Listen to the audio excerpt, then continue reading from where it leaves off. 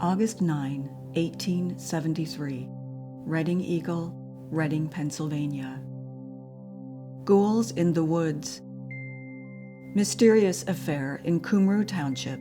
Stones and clubs thrown by invisible agency. 2 ladies hurt. Raid into the woods by a party of citizens headed by the township constable. A mysterious affair has transpired in Cumru Township, about 5 miles from this city, during the past week, which has caused considerable excitement and a great deal of speculation in the neighborhood. The following is a plain statement of the occurrences. On Tuesday last, Mrs. Daniel White, her daughter Susan White, and Mary Hartz went to a strip of woodland on the farm of Mr. White, about 3/4 of a mile from Cole's Mill, for huckleberries. They were there but a short time when they were startled by stones and clubs being thrown in the bushes. They informed Mr. Daniel White, who proceeded to the spot and also saw a number of stones flying around as if thrown.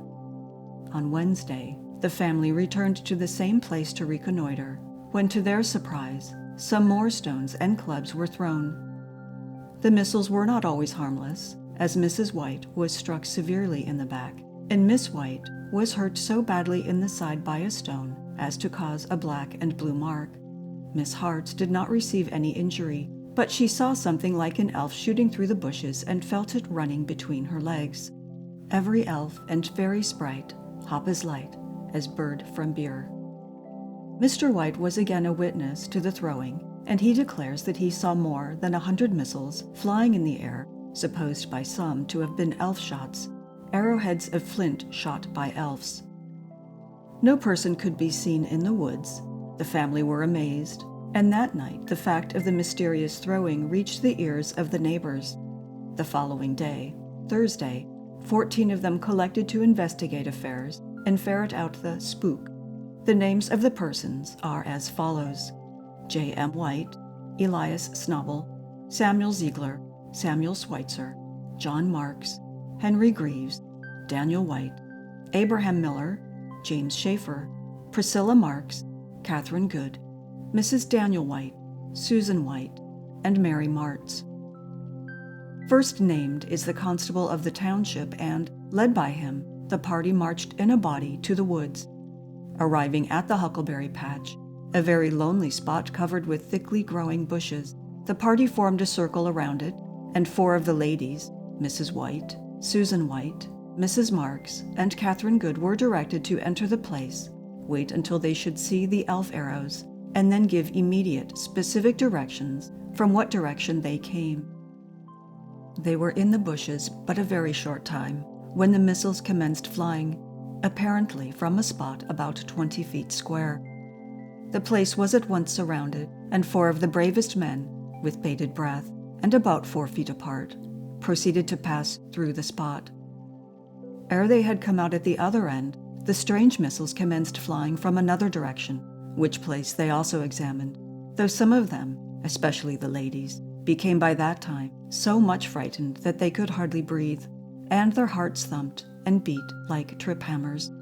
Nothing, however, could be discovered, excepting the flying stones and clubs, the latter supposed to be the full elf arrows, the stones merely the arrowheads.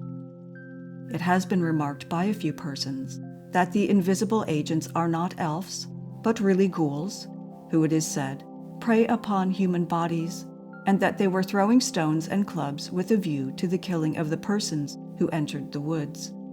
Others attribute the phenomena to spirit influence. A well-known spiritualist stated to an Eagle reporter this morning that the spirits express their own peculiar intelligence in a degree of perfection proportioned to the development and passivity of the medium. The ladies were under the spiritual afflatus to see and hear and feel the stone throwing, but not to see the agency. By their further development as mediums, the same ladies may be able to see the spirits occupying the woods. Physical manifestations by the spirits are not mysticals of the past ages, but a perpetual fact. A reporter of the Eagle examined the almanac, and he finds that the first manifestations were discovered in the woods during the 10th sign, Capricorn, and the 11th constellation in the order of the zodiac. The party of 14 made the search in the 11th sign of the zodiacal constellation Aquarius, the water bearer, also exactly 1 day before the full moon. Whether these signs indicate anything, we will leave to the judgment of persons who are in the habit of reading the constellations. Further investigation will be made into the matter of stone throwing. We learn that among those who intend to search the place are 2 ladies and a gentleman. They have agreed to quietly visit the spot on Sunday. The ladies will sit in the huckleberry patch, whilst the gentleman stands immediately outside to watch the direction of the missiles. A gentleman to whom we gave a brief account of the mysterious affair delivered himself learnedly as follows: "In any age or period concerning which we have a legend, a record, or a history, we find some mysterious occurrences. These phenomena have always astonished, but not always been accounted for. Egyptian, Chaldean, Grecian, and Roman history are prolific with statistics of this character. Read Herodotus, Plato, Xenophon, Pliny, Livy, or any other Greek or Roman author from which we glean whatever information we possess concerning antiquity, and upon almost every page we find the writer discoursing upon mysteries, the work of an unseen agency which he could not comprehend. Homer and Virgil sang about them, Socrates and the philosophers speculated upon them, Demosthenes and Cicero harangued about them in orations, and all were impressed with the same feeling of their incomprehensibility. Sacred and profane history both teem with facts showing that for thousands of years, mankind have apparently been dealt with by unseen and incomprehensible agencies. The question is, have men for so many ages, and amid all their cultivation, been deluded, and have not seen and heard what their senses told them they had? With all their intellect, which has sent their wisdom down the stream of time, have they been victims of imposture? The question comes down to the point: are there such things as spooks? Can any of our readers demonstrate whether there are or are not? August 11, 1873, Reading Eagle, Reading, Pennsylvania. Spooks. The question comes down to the point: are there such things as spooks? Can any of our readers demonstrate whether there are or are not?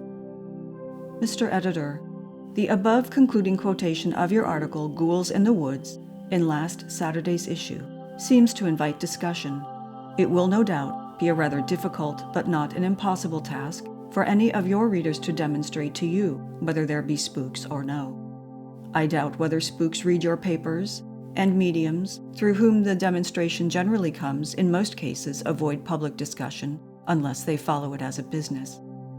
I have had it satisfactorily demonstrated to myself that there are spirits who may do things, as are described in the mentioned article. The why and wherefore I leave not of the question for the present. I have seen faces of spooks as natural and lifelike as any mortal face, saw photographs taken of persons known to be dead and buried, and pictures purporting to have been executed by the spooks without any visible agency. The mediums through whom these things are done are 2 brothers, Potts, in Harrisburg, and although both of them follow some mechanical occupation, they will never show the sincere inquirer after these things from their door. I enclose the following from the Banner of Light as a further reply to your query. Respectfully and etc., a confirmed spiritualist. Reading, August 9, 1873.